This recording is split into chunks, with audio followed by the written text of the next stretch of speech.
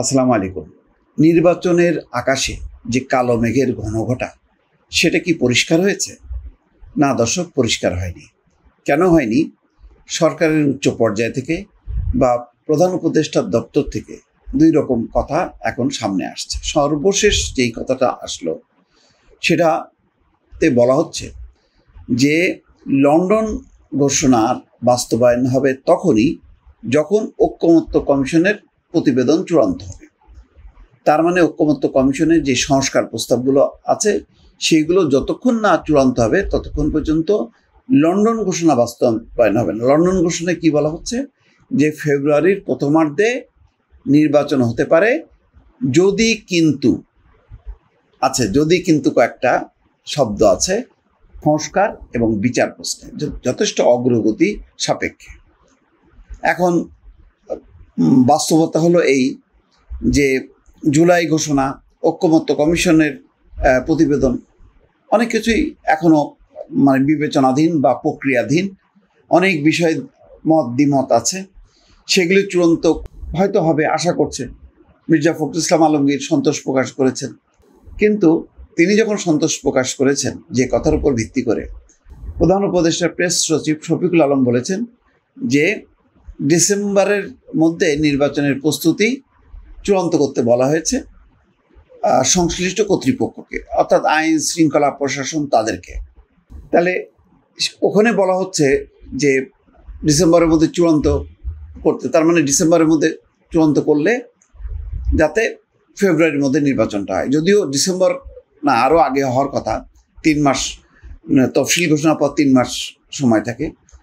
কিন্তু এইটার পর এই কথার উপর ভিত্তি করে মির্জা ফখরুল ইসলাম আলমগীর থ্যাঙ্কস জানাচ্ছেন, বলছেন যে নির্বাচন প্রস্তুতি বিষয়ে প্রধান উপদেষ্টার দপ্তর থেকে যে ঘোষণা দেওয়া হয়েছে তাতে আমরা উজ্জীবিত, আমরা খুশি।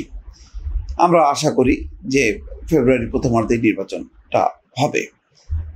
কিন্তু তারপর পরে যদি এই ঘোষণাটা আসে যে লন্ডন ঘোষণা বাস্তবায়ন নির্ভর করছে ঐকমত্য কমিশনের প্রতিবেদনের উপর, ধরেন কোনো কারণে এনসিপি বা জামাত বলো যে না, প্রস্তাব যেগুলি হয়েছে এটা যথেষ্ট না, আমরা খুশি না, আরও অনেকগুলো প্রস্তাব চূড়ান্ত হইতে হবে, তখন যদি ফ্যাকড়া বাঁধে তখন কি হবে? তার মানে ঐকমত্য কমিশনের প্রতিবেদন চূড়ান্ত হবে না, সংস্কার প্রস্তাব চূড়ান্ত হবে না, আর চূড়ান্ত না হলে নির্বাচন হবে না, এটা সোজা কথা। সেই কারণে দেখেন আগে ভাগেই কিন্তু এই কথাটা আরও স্পষ্ট করে জানানো হলো যে ওই যে লন্ডন ঘোষণায় বলা হয়েছিল যে সংস্কার এবং বিচার এই দুটি বিষয়ের যথেষ্ট অগ্রগতি সাপেক্ষে ফেব্রুয়ারির প্রথমার্ধে নির্বাচন হতে পারে, একেবারে হবেই এমন কিন্তু কথা বলা হচ্ছে না। আর তার উপর ভিত্তি করে বিএনপি বেশ খুশি, যদিও তাদের মধ্যে মুখে তারা খুশি বলছে, কিন্তু ভেতরে ভেতরে কিন্তু তারা যে অনিশ্চয়তার মধ্যে আছে, এটা কিন্তু অনেক নেতার বক্তব্যে এটা পরিষ্কার হচ্ছে। আগামী বছরের ফেব্রুয়ারিতে নির্বাচন হতে পারে বলে যুক্তরাজ্যের লন্ডনে যে যৌথ বিবৃতিতে যে ঘোষণা এসেছিল তার বাস্তবায়ন হবে জাতীয় ঐকমত্য কমিশনের প্রতিবেদন বা জুলাই সনদের ভিত্তিতে। বৃহস্পতিবার অন্তর্বর্তী সরকারের প্রধান উপদেষ্টা অধ্যাপক মোহাম্মদ ইউনূস ঐকমত্য কমিশনের সহসভাপতি আলী রিয়াজের সঙ্গে এক বৈঠকে এমনটা জানিয়েছেন। প্রধান উপদেষ্টার কার্যালয়ের সংশ্লিষ্ট সূত্র এটা বলছে। গতকাল সন্ধ্যায় জাতীয় ঐকমত্য কমিশনের সভাপতি এবং প্রধান উপদেষ্টা অধ্যাপক মোহাম্মদ ইউনূসের সঙ্গে সাক্ষাৎ করেন অধ্যাপক আলী রিয়াজ এবং রাজনৈতিক দলগুলোর সঙ্গে লিয়াজোর দায়িত্বে থাকা প্রধান উপদেষ্টার বিশেষ সহকারী মনির হায়দার। বৈঠকে ঐকমত্য কমিশনের অগ্রগতি নিয়ে আলোচনা হয়। কোন কোন জায়গায় আলোচনা আটকে যাচ্ছে তাও জানতে চান প্রধান উপদেষ্টা। মনির হায়দারের সঙ্গে যোগাযোগ করা হলে তিনি প্রধান উপদেষ্টার সঙ্গে তাদের বৈঠক অনুষ্ঠিত হওয়ার বিষয়টি স্বীকার করেন। সূত্র বলছে, আলোচনায় প্রধান উপদেষ্টা কয়েকটি সংস্কারের বিষয়ে অনেক গুরুত্ব দিয়েছেন। তিনি সাংবিধানিক প্রতিষ্ঠানগুলোতে স্বাধীনভাবে নিরপেক্ষ নিয়োগের ব্যবস্থা নিশ্চিত করা, ভবিষ্যতে কোনো দল চাইলে যাতে সংবিধান পরিবর্তন করে ফেলতে না পারে, সাংবিধানিক প্রতিষ্ঠানগুলোতে স্বাধীনভাবে নিরপেক্ষ নিয়োগের ব্যবস্থা নিশ্চিত করা, আর ভবিষ্যতে কোনো দল চাইলে যাতে সংবিধান পরিবর্তন করতে না পারে। এটা হবে, সংসদই তো পরিবর্তন করে, সংসদের সংখ্যাগরিষ্ঠ সদস্য যদি মনে করে তখন তারা পরিবর্তন করতে পারে। আচ্ছা, সেই ধরনের বিধান এবং নারী আসনে সরাসরি নির্বাচনের ব্যবস্থা নিশ্চিত করার কথা বলেছেন। এসব সংস্কার নিশ্চিত করেই নির্বাচন করার পক্ষে মত দেন প্রধান উপদেষ্টা। সাংবিধানিক প্রতিষ্ঠানের নিয়োগ, সংবিধান সংশোধন পদ্ধতি এবং নারী আসনে সরাসরি ভোটের প্রস্তাব নিয়ে রাজনৈতিক দলগুলোর সঙ্গে ঐক্যমত্য কমিশনের কয়েক দফা আলোচনা হলেও এখন পর্যন্ত ঐক্যমত্য হয়নি। এসব ক্ষেত্রে সংস্কার কমিশনের প্রস্তাব নিয়ে বিএনপি সহ কয়েকটি দলের আপত্তি আছে।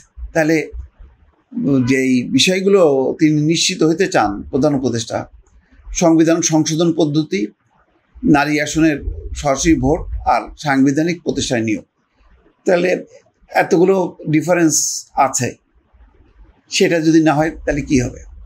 এই জন্য আমি বারবার বলছি যে একটা বিষয়ে ঐক্যমত, সেটা হলো 15 বছরে সুষ্ঠু এবং অবাধ নিরপেক্ষ নির্বাচনের জন্য তত্ত্বাবধায়ক সরকার গঠন।